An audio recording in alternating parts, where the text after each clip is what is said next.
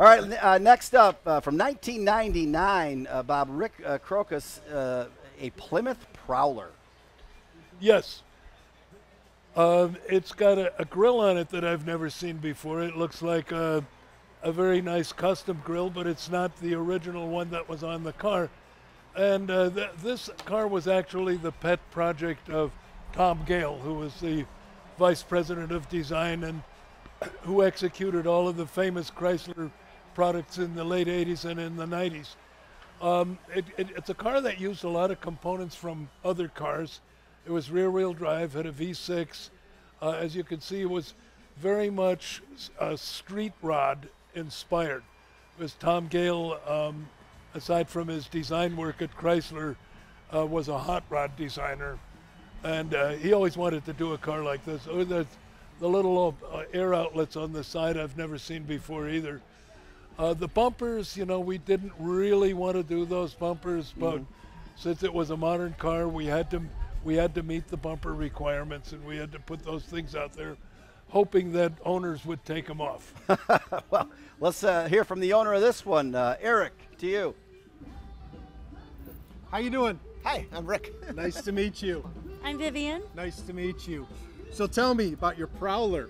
Well, it was a car that I first spotted in the 93, it was a concept car at the 93 Auto Show. Yep. And one of my best friends, his brother was the one who sketched it. He worked at the design studio out in California. Really? So I was first introduced to it there and at the auto show, and I fell in love with it then, and I've been looking for one forever. Really? And last year I stumbled on this on Craigslist.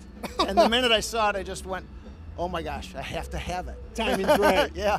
So you jumped on it. Yeah, I jumped on it and I had to have it. And the original owner worked for Chrysler, did a bunch of all the upgrades that you see on it, and I wouldn't do anything different. He did it perfectly. You know, it's such a cool car, and for a company to come out with this car was just so amazing at the time. I remember when it first rolled out, you know, it's an iconic car. It really is. It really is. It's not yet a classic, but it's still a classic in its own, even though they only built it for 3 years. Absolutely, absolutely. And we actually have to give a shout out to Bob Lutz for this because he's responsible for getting it built. That's true. He was actually walking through the design center, picked us off the wall from Kevin's booth. You know, they had a competition out there for hot rods, and they picked it up, and he says, we ought to build this. And the rest is one more thing for Bob, man. Yeah, absolutely. Hey, thank you for coming out. Have a great cruise. Nice meeting you both. And any chance we can get Bob to sign this thing? We'll have to ask him. I'm sure he will. All right, Fred, back to you, buddy. All right, thanks, Eric. That's the 1999 Plymouth Prowler. And you talked about the design. Do automotive manufacturers, designers, kind of sort of get into a kick of doing things? You mentioned those high-performance models that came out of Auburn Hills, like in the 90s. Is that something you sort of decide to do and go all in on that type of styling and horsepower? Well, I mean, prior to 1990, yeah, we had big cars. And in the 70s, of course, we had the famous Mopars. But then that pretty much went away because due to fuel economy regulations, Chrysler gave up all of its rear-wheel drive cars.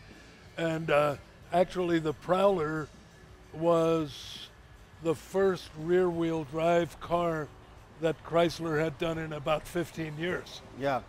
Wow, that's, you know, the drivetrain and those sorts of, well, I guess those design elements and, you know, in the power plant, the manufacturing, the transmission and all of that, I guess it's something that you have to decide as a company or as an automotive group to say, well, we're going to go back to this. Is there a marketing reason for that, or is it engineering? It's all of the above. You know, it's how much money is available, what do we need for the market, what are the trends out there, what's important, what do government regulations say. Like right now, everybody's doing battery-powered vehicles, not because the public is screaming for them, but because federal regulations mandate it. Well, so it's a blend of many factors. Yeah,